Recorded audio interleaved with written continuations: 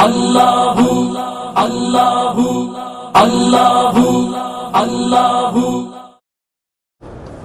India में एक दावत और तबलीग के काम करने वालों को लोग गुमराह कहते हैं, अल्लाह उनको हिदायत दे। दावत का काम तो सुन्नत के ऐन मुताबिक है, अल्लाह के अंबिया का वजीफा ही दावत है।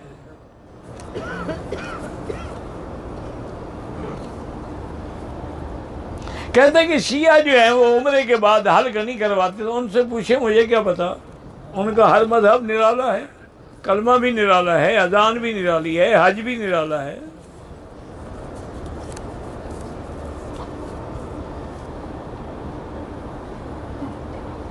शिया हजरत अली को हुजूर के अलावा सब अंबिया से अफजल कहते हैं, बिल्कुल गलत कहते हैं। नबी का मुकाबला सहाबी नहीं कर सकता।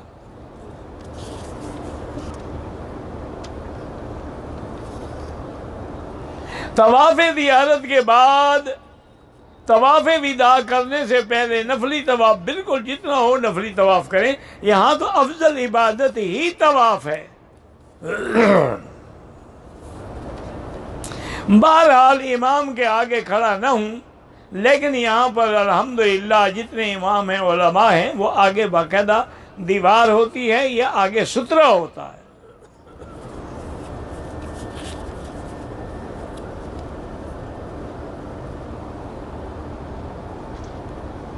हरम में रहता हूँ, हरम में काम के लिए दरख्वास्त दी है, हस्बुनल्लाहु व निअमल वकील पढ़ा करो।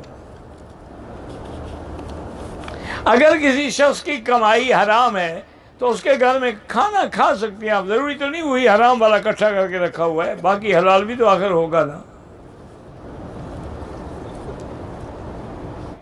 उम्र भर की कज़ा नमाजें जो हैं पहले तौबा करें, उसके बाद हर नमाज के बाद पढ़ते रहें। हम यहाँ से दमदम भर के पाकिस्तान ले जा सकते हैं, बिल्कुल ले जा सकते हैं। वालिद फौत हो गए, उनके लिए उम्रा बिल्कुल कर सकते हैं। अगर 7 ज़िलहज को एहराम बांध के नफली तवाफ़ करके सफ़ा मरवा दौड़ लें तो बाद में सफ़ा नहीं दौड़नी होगी। अगर एहराम में तवाफ़ में अगर चप्पल पाक है तो पहन सकते हैं।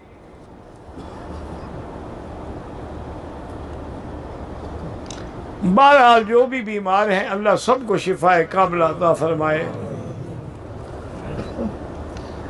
मेरे शौहर 2 साल से मुझसे नाराज होकर चले गए। अब 6 माह से मेरे पास है, लेकिन बात नहीं करते, ना मेरे हकूक अदा करते हैं। ऐसे निकाह तो नहीं टूटता, लेकिन बेहतर ये है कि ऐसे आदमी से खुलो ले लें। क्या फ़ायदा निकाह में रहने का जब आदमी हकूक ही अदा ना करे।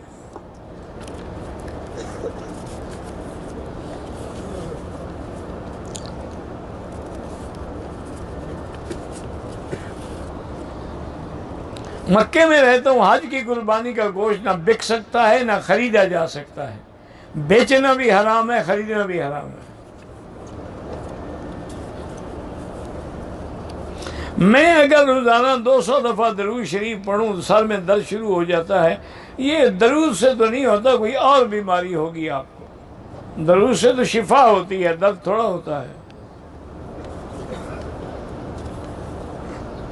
अगर बैयत करनी हो किसी बुजुर्ग की तो इस्तिखारा करें, बिल्कुल इस्तिखारा करें। पहले ये भी मालूम करें कि वो बुजुर्ग खुद मुत्तबे सुन्नत हैं। तवाफ़ विदा में सफ़ा मरवा नहीं होती।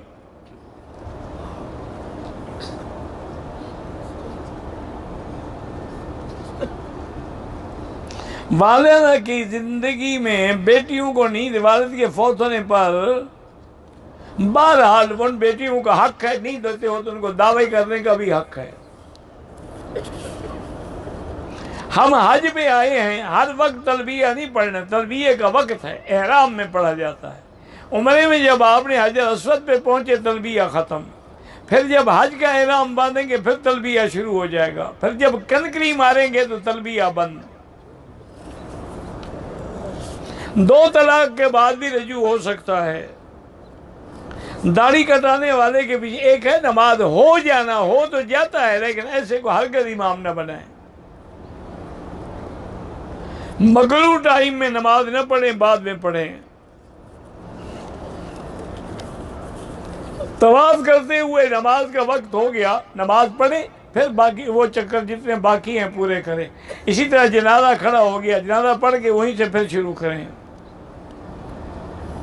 नफली तवाफ में कोई रमल नहीं होता। तवाफ अगर असर के बाद करें तो अफजल ये है कि 2 रकात मगरिब के बाद पढ़ें। अगर हम तीसरी तकबीर में शरीक हुए जनाजे में तो दुआ कर लें, जब इमाम सलाम फेरे तो जल्दी जल्दी तकबीरें कह लें, अल्लाह अकबर अल्लाह अकबर।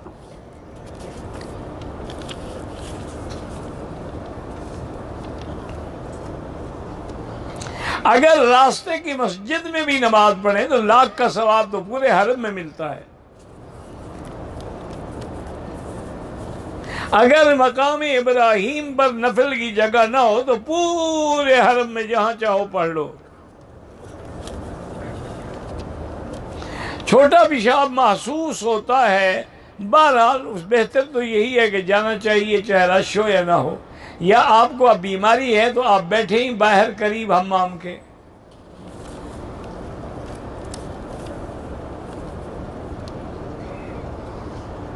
बहरहाल जहाँ दर्स कुरान है वो भी इबादत है, और जो फ़ज़ाइल अमाल पढ़ते हैं वो भी इबादत है। बस अलग बैठे ताकि एक दूसरे को डिस्टर्ब ना करें।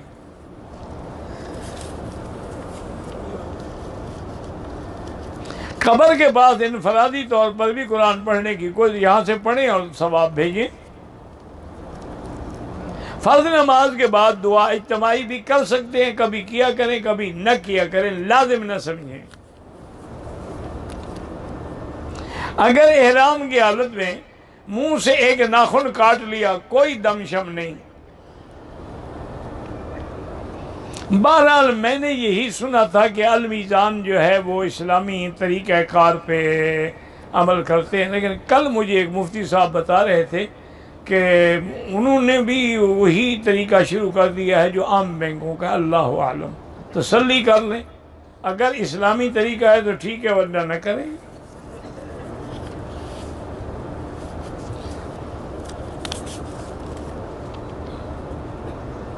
चार आदमियों ने एक साथ उम्रा किया, उम्रे के बाद एक दूसरे के सर पे उस तरह फेर सकते हैं, फेर सकते हैं।